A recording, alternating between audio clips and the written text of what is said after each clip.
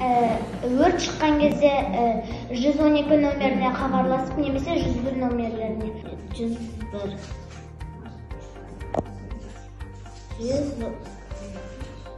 112. Өрт шыққанда өрт сөндіретін адамдарды шақыру керек. Сосын үйден егер есікке өрт көп тұрса, терезеден шығып кетуге болады. Егер де үйде өзінен үлкен ересек адамдар болмаса, үйден шығып кетуім керек. Өйткені өзім өртеніп кетуім. Өрт мысалы ормандарда болады, күн қатты қызғанда орманда өртенуі мүмкін. Сосын үйде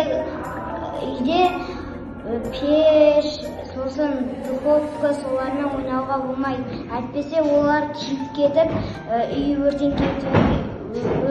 өртеніп кетуге болуы мүмкін.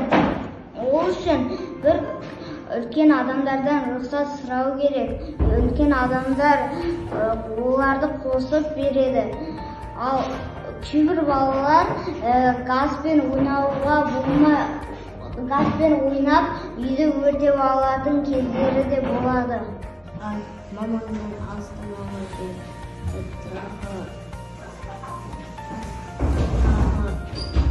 шомылуға болмайтын жерге шомылуға болмайды.